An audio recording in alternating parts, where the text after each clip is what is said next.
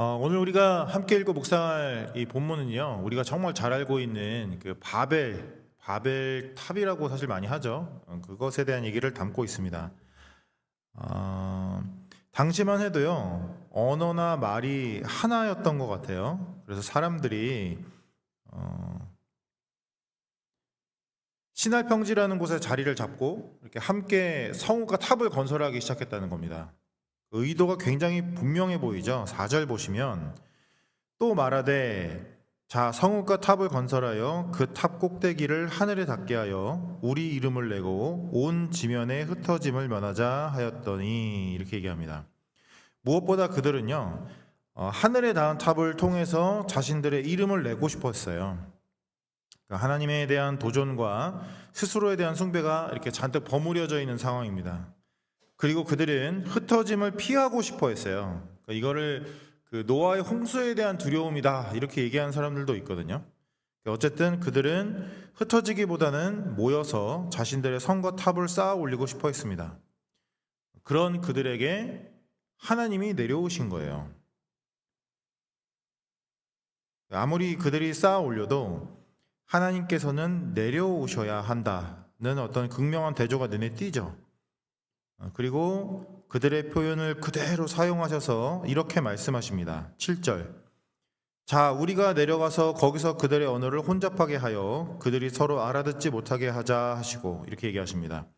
결국에는 하나님께서 온 땅의 언어를 혼잡하게 하셨더라. 그래서 그들이 도시를 건설하기를 그쳤더라. 다들 온 지면에 흩어졌더라 하면서 끝나는 게 오늘 본문의 내용이죠. 오늘 본문은 사실 워낙 유명합니다. 특별히 그 외국어 때문에 고생하기 시작하면 이렇게 한 번쯤 원망하고 비난하는 본문이죠. 그렇죠? 그래서 도대체 왜 탑을 그때 지어 올려가지고 이런 상황을 만들었는가? 하나님 꼭 이렇게 하셨어야만 했는가? 그 영단어를 외우면서 머리를 쥐어뜯던 옛날 생각이 나죠. 그렇죠? 그리고 이건 미국에 와서 지내면서도 마찬가지입니다. 영어 때문에 고생을 하게 되면 이 이야기가 생각이 나거든요. 그때 왜 이 사건이 있어가지고 말이 이렇게 갈리게 되었을까 하고 생각하게 되는 본문이 바로 오늘 이 본문입니다. 그러니까 영어 때문에 고생하게 될 때마다 생각나는 이야기예요. 그런데 오늘 본문의 어떤 진짜 은혜나 의미는 거기에 있지 않습니다. 오히려 우리가 가지고 있는 이 본문에 대한 선입견을 좀 내려놓고 바벨탑이 포함되어 있는 좀 더 큰 맥락의 그림을 볼 수 있어야 돼요. 오늘 본문의 이 바벨이라는 탑은요 아무 맥락 없이 그냥 갑자기 툭 튀어나온 탑이 아닙니다. 그러니까 오히려 창세기 3장부터 얘기를 좀 쭉 연결해서 볼 수 있어야 돼요. 창세기 3장에서 무슨 일이 있었죠? 우리 지난 주일에 설교 들었었죠. 창세기 3장으로 가면 선악을 알게 하는 나무, 선악과 사건이 있습니다. 하나님께서 창조하신 온 천지 만물이 시작하자마자 인간의 죄악과 반역으로 이게 통째로 오염되기 시작했던 거예요. 그리고 나서 그게 끝이 아니라 4장으로 넘어가면 한 세대 만에, 그러니까 그 다음 아들들 세대에 형제가 형제를 죽이는 살인 사건이 일어납니다.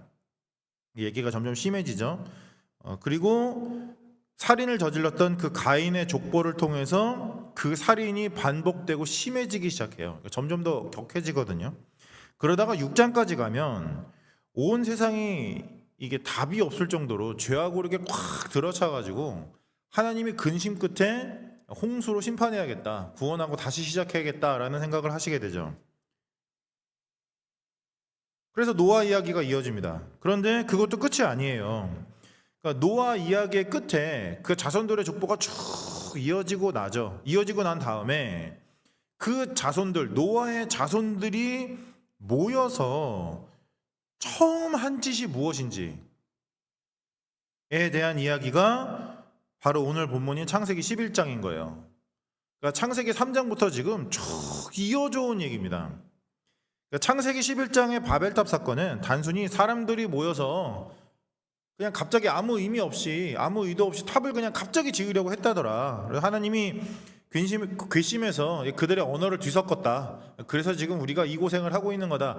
이 얘기를 단순히 하려고 쓴 내용이 아니라는 거예요. 오히려 창세기 3장에서부터 시작된 인간의 죄악이, 세상의 반역이, 온 천지 만물의 어떤 오염과 부패가 여기까지 오는 거예요. 창세기 3장부터 시작된 그 얘기가 여기까지 심해지고 격심해져서 여기까지 왔더라. 그게 하늘을 찌르는 탑으로 드러났던 겁니다. 그리고 이렇게 묻는 거예요. 과연 이러한 인간에게 답은 있는가? 이렇게까지 망가져버린 세상에 대안이 있는가? 과연 우리를 위한 하나님의 답은 무엇인가? 이 세상을 위한 하나님의 대안은 무엇인가? 하나님은 이제 이렇게 망가져버린 세상과 우리를 위하여 도대체 무엇을 하실 수 있는가? 이 질문이 창세기 11장 바벨탑 이야기에 담겨있는 가장 규모가 큰 메시지입니다. 탑 이야기를 통해서 그 질문을 하는 거예요. 도대체 하나님은 이제 무엇 하실 수 있는가? 그래서 창세기 11장 다음에 뭐가 오죠? 이게 제가 자주 드리는 성경 질문입니다. 창세기 11장 다음에 창세기 12장이 오죠? 그렇죠? 제가 항상 묻는 질문이에요. 창세기 12장은 누구에 대한 이야기로 시작하죠? 아브라함에 대한 이야기로 시작합니다. 아브라함이 등장한다고요. 바벨탑을 통해서 던지는 그 수많은 질문들에 하나님께서 아브라함으로 답을 주시는 거예요. 하나님, 과연 우리들에게 답이 있습니까? 하나님, 도대체 이 세상에 대안이 있습니까? 죄악으로 물들어버린 이 세상에 정말 소망이 있습니까? 바벨탑에 대한 하나님의 답은 무엇입니까? 온 세상의 언어가 혼잡하게 섞여버려서 서로 오해하고 갈등하기 바쁜 이 세상에 대한 하나님의 대안은 무엇입니까? 라는 그 수많은 질문 끝에 하나님께서 이렇게 얘기하시는 거예요. 아브라함, 이렇게. 하나님의 부르심에 응답하여 믿음의 여정을 떠나는 그 한 사람, 그 한 사람을 복으로 만드시고 그의 자손을 통해 큰 민족을 이루게 하심으로써 그 민족을 통해서 온 열방의 민족들을, 온 천하만부를 회복하시고 다시 창조의 복으로 채워가시려는 그 놀라운 계획, 그 답이, 그 대안이 여기에서 시작되는 거예요. 그래서 이 이후로 이어지는 그 구약의 모든 이야기들은 전부 여기에서 시작되고 여기에서 이어지는 얘기들입니다.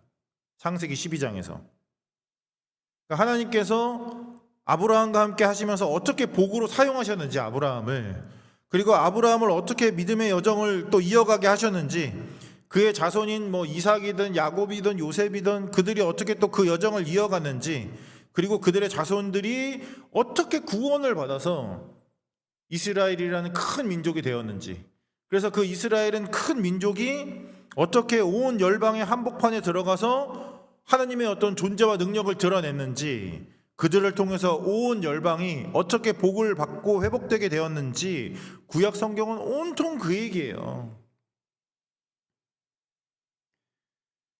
그러면 이제 이 바벨탑 얘기를 통해서 우리들의 모습이 보이기 시작합니다.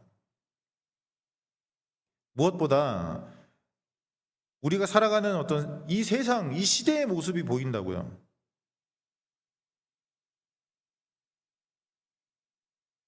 가끔 여러분들도 뉴욕 가보시죠? 뉴욕에 가보시면 뭐가 보이나요? 온통 다 건물들, 탑이죠, 탑. 세상에서 제일 높은 탑들은 거기 다 모여 있죠. 그 빌딩들을 볼 때마다 저는 이 본문 생각이 나요. 바벨탑 생각이 난다고요. 그래서 그 빌딩들이 결국은 현실판 바벨탑이다, 이런 그 단순한 얘기를 하고 싶은 게 아닙니다. 그러니까 그 탑들을 볼 때마다, 그 빌딩들을 볼 때마다 이 창세기 11장과 그렇게 다르지 않은 냄새가 난다는 거예요.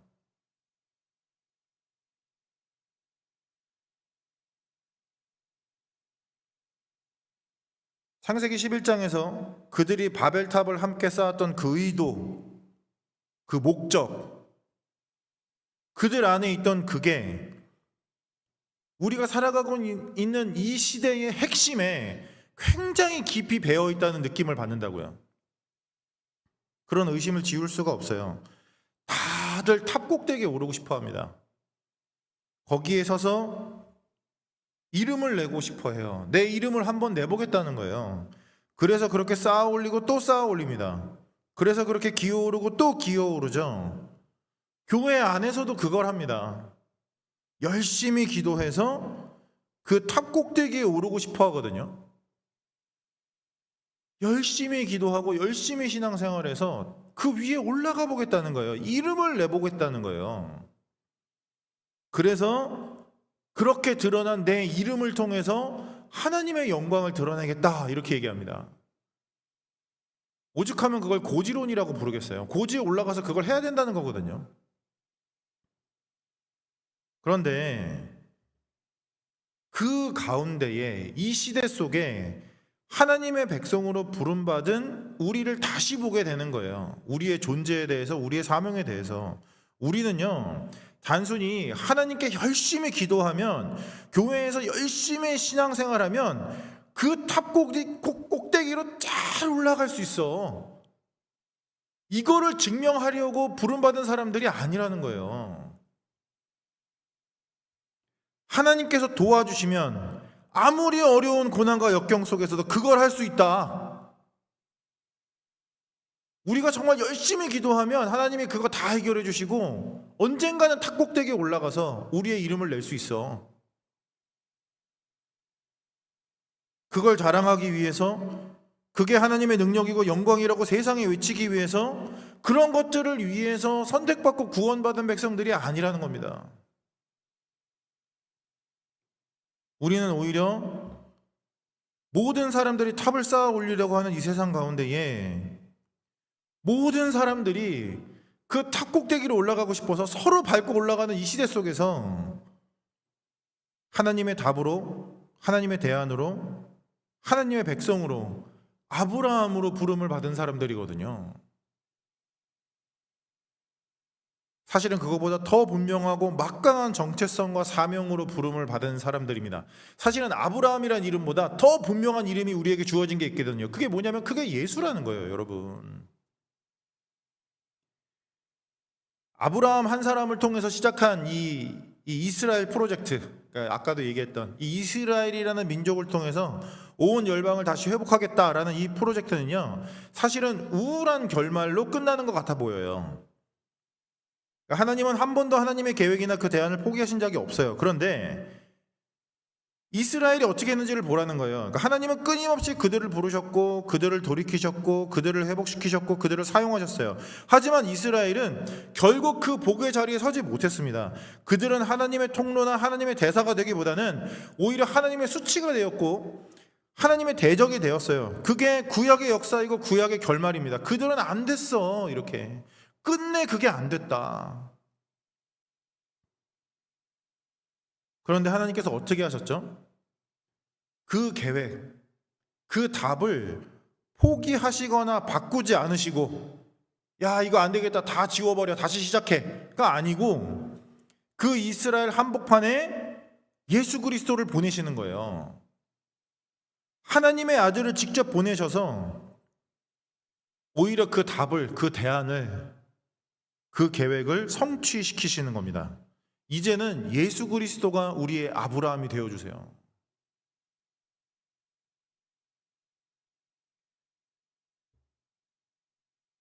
복 그 자체이신 그분이 이제 직접 오셔서 우리의 조상이요, 우리의 머리가 되어주십니다.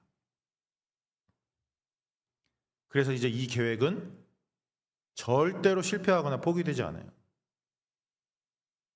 하나님이 지금도 그 일을 하고 계시는 거예요. 이제는 혈통이나 지역으로 딱 규정된 이스라엘, 혹은 어떤 역사나 문화에 제한된 그런 공동체가 아니라 그 모든 걸 뛰어넘는 완전히 새로운 이스라엘, 그의 몸된 교회를 통해서 하나님의 그 새로운 답을, 하나님의 그 새로운 대안을 이 세상 앞에, 이 시대 앞에 보여주고 계시고 진행하고 계시고 성취하고 계십니다. 이게 이 시대에 우리가 부름받은 이유예요. 그래서 우리는 그냥 이 세상에 던져진 게 아닙니다. 아무 이유 없이 그냥 이 시대에 태어난 게 아니에요. 그저 잘 먹고 잘 살아서 탑 꼭대기에 얼마나 기어 올라갈 수 있나를 세상 앞에, 그리고 스스로에게 증명하기 위해서 그렇게 살아가는 그런 존재들도 아닙니다. 우리의 신앙생활은 그런 걸 위한 게 아니에요. 심지어 우리는 그런 세상에서 탈출하라고, 벗어나라고, 그래서 흠없고 티 없는 존재가 돼서 천국에 가라, 그걸 위해서 선택받고 구원받은 그런 존재들도 아닙니다. 우리는요, 분명한 맥락과 목적 속에서 선택받고 구원받은 존재들이에요. 우리에게는 분명한 정체성과 사명이 있습니다. 우리는 바벨이 지배하는 세상 속에 하나님의 대안이 무엇인지를 보여주기 위하여 진정한 아브라함 되시는 예수 그리스도의 몸으로 그 교회로 부름받은 사람들입니다. 하나님의 그 대안이, 그 답이 우리를 통하여 지금도 드러나고 지금도 성취되고 결국엔 완성될 거라는 거예요.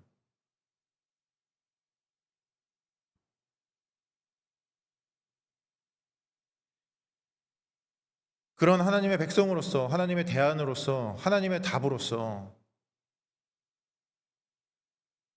여전히 그 탑 한복판에 발을 딛고 사는 것은 결코 쉬운 일이 아닙니다.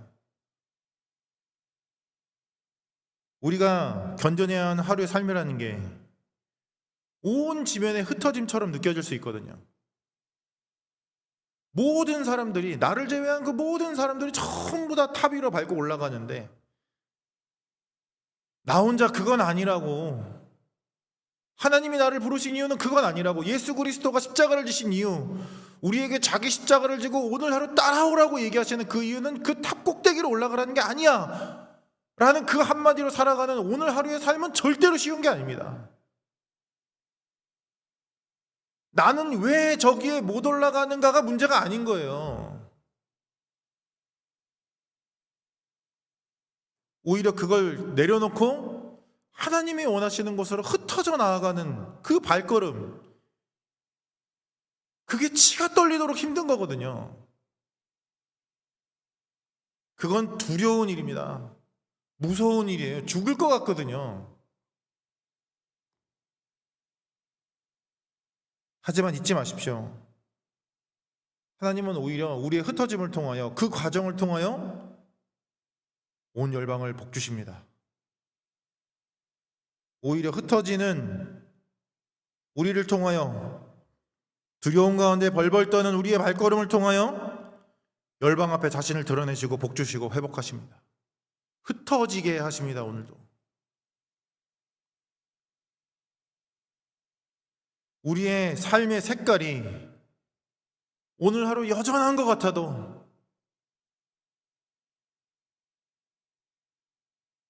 오늘 우리가 살아가는 삶의 의미가 바뀌는 것입니다. 완전히 다른 의미로 사는 것입니다. 여러분, 예수 그리스도를 잊지 마십시오. 제발 예수를 잊지 마십시오.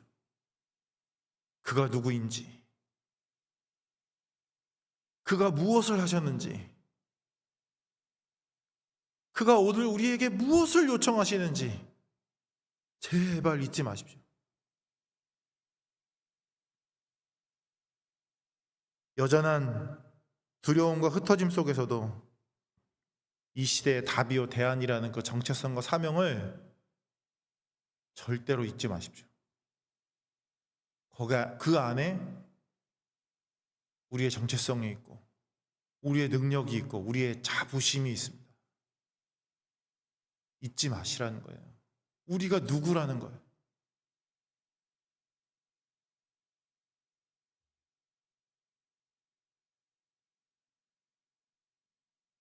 오늘 하루 바벨의 한복판,